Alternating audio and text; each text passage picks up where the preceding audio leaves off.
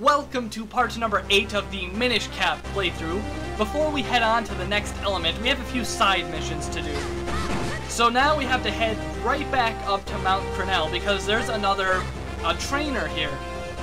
There are multiple trainers in the game, not just the one in Hyrule Town, and they will all teach you different techniques and stuff like that.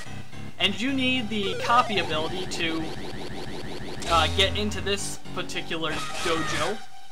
So just use the copy ability right there, pretty standard puzzle. And grab the piece of heart, and then you'll be able to train with this guy. I think he's called Greyblade. They all have different names. It's just a word and then blade. And I don't know if they're related. I don't think they're related. I mean, they all look very similar, but I don't think they're related in any way. They might be, but I don't think the game ever reveals that to you. So here we're gonna learn the rolling attack. And basically, now we can do a sword strike after we do a roll. And it's actually a really useful technique because after you do this attack, if you hit an enemy, you automatically go into a spin attack, and that can be really useful against some enemies. And overall, it's a great technique. I highly recommend you go get it and master it. It's not really difficult to pull off, but the timing feels a little bit iffy. I mean, once you get the hang of it, you'll do it every time, but it feels a little strange the first time you play it. But once you get the hang of it, you should be okay. It's not too bad. And they don't tell you that you can go into a spin attack afterwards, but once you use it on an enemy, you'll see it, and it's really good. So make sure you get it. And then I won't tell you that yet. So now that we're done with that, we have to go back to Hyrule Castle Town. Or is it called Castle Town? I don't remember. So here we have to do a few Kinstone fusions, just so we can get a few optional upgrades and stuff like that. So go to the mayor's house and fuse with him, and that will open this this pond area. And once you can head there, make sure you go there, because there is a nice upgrade inside there, and you definitely want to get it. If you do not have the Kinstone piece you need, don't worry, I will show you how to get a lot of Kinstone pieces in just a moment, because there's this great technique for getting as many Kinstone pieces as you want. It allows you to get a ton of them, and once you get a ton of them, you're pretty much guaranteed to get the one you want. So, I'll show you that in a second. But before that, head over to the Eastern Hills, use the cane in that hole, and go over to this tree hut, and inside you will find another Great Fairy. And I believe this Great Fairy increases your wallet size from 300 to 500. Not too useful, but you might as well do it because you need to get this one in order to hold 999 rupees. But first you have to give away all of your rupees, every single one. I mean, it's a sacrifice, but if you want the bigger wallet, you have to give away every single one of your rupees. And it's a little unfortunate, but if you want the upgrade, you're just going to have to give away all of your rupees. And then you get the big wallet, which allows you to carry 500 rupees. And yeah. But she didn't actually take your rupees. It was just a test to see. It was a test to see if you're an honorable person, to see if you are a whatever, to see if you're a good person, I guess. So head back to Hyrule Town and talk to Swiftblade, and he will teach you another technique. Now this technique is the most useful technique you will ever learn in any Legend of Zelda game ever. Now just watch this technique. It's called the Rock Breaker. Oh, it's great. All you have to do is swing your sword at rocks and they will break. Wow, is that useful. No, it actually is though, because it also allows you to break pots with your sword, and that just saves a lot of time. You don't have to pick up every single one and throw it and whatnot. So it's actually a pretty nice technique, and definitely go get this one. It really does save some time, and yeah. So now that we've finished all of our side quests and stuff like that, it's time to start heading to the third element. Or, no, not yet, not yet. We still have a few more things to do, but that is the first step to going to the next element. So just use your copy ability and then start pushing that rock, and now that you have 2 links, you can push the rock out of the way. I guess with only 1 link, you're just not strong enough. But when you have another link that is like a ghost, I guess you can push it out of the way.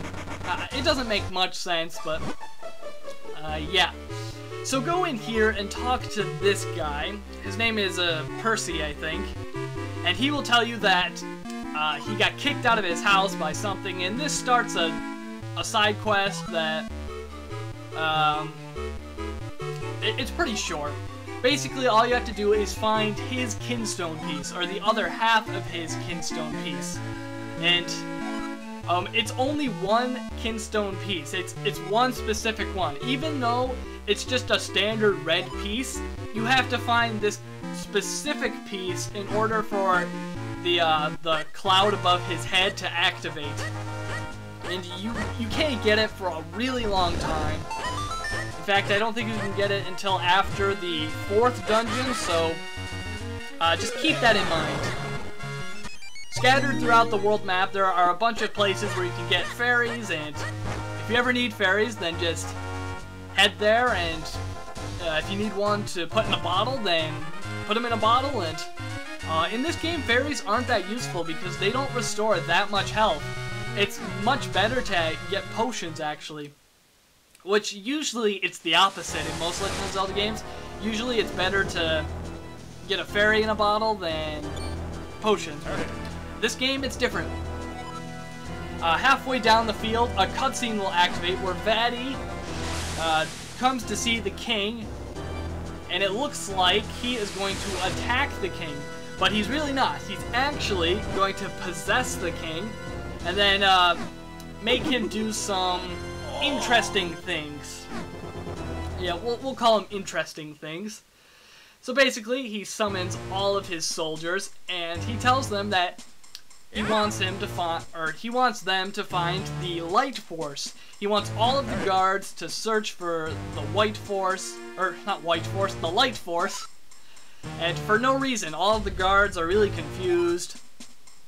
But they do it anyway just because the king said so. And you don't question the king because, well, he's the king, and whatever he says goes, and you have to follow his orders. And he gets really angry. He's like, I will tolerate no disobedience. And so obviously the soldiers are gonna get scared and go searching for it. So now, instead of searching for Vaati, they are going to be searching for the light force. That really doesn't matter because the guards are pretty useless. They never find anything. They just walk around. They pace back and forth. They never really accomplish anything. So really, it doesn't matter. It really doesn't, because it's not like they were ever going to find Vaati, and they're definitely not going to find the light force because the light force is super hidden. I mean, Vaati... Actually, I don't really know where Vaati is this whole game. I don't know where he's hiding. I mean, you'll see why later, but I don't know where Vaati is. Maybe he just walks around Hyrule. He's just enjoying the scenery or whatever. So, to go to our third element, we have to head to Castor Wilds, and we have to cross this swamp. And when you're moving in the swamp, you go very slow and you start sinking. And you can't really make it. There's just no way you are going to make it from that piece of land to the next piece of land. So, we have to search for an item that will allow us to walk across the swamp. And now we have to head on another side quest. It's pretty interesting. This game has a lot of side quests that are part of the main quest. It's hard to describe, but they feel like side quests, but they're actually part of the main quest. So you have to do them, and that's just how it goes. So I think right about now I show you how to get all the Kinstone pieces you want. I think it's right about now, or maybe we actually start the side quest. I'm not sure. Inside that cave, or do I go inside? No, I don't. I think inside that cave there are just some fairies, so that's why I skip it. So to get the item we need... Oh, never mind. So here, inside of the plaza of Hyrule Castle Town, you will see Beetle, and he will be selling these things called Pickle Lights. And basically, these Pickle Lights will give you a temporary ability, and it will increase your chances of finding certain items. Like, the white Pickle Light will help you find Kinstone pieces, the green Pickle Light will help you find mysterious shells, which I haven't talked about yet, but we'll get to them.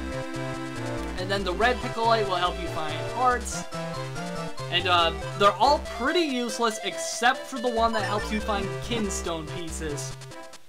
This Pickle Light is incredibly useful. It only costs 100 rupees, and you should get it. And there's one spot where you can get so many Kinstone pieces, because basically whenever you consume the Pickle Light, every object you destroy has a much higher chance of having a Kinstone piece. So you're gonna want to go to a place which has a lot of things to break, like right here. There is a ton of grass, and every time you break a piece of grass, you have a chance of finding a Kinstone piece. And it's a pretty big chance. You will find a lot of Kinstone pieces. This is the best way to get Kinstone pieces. There is it's not even a contest.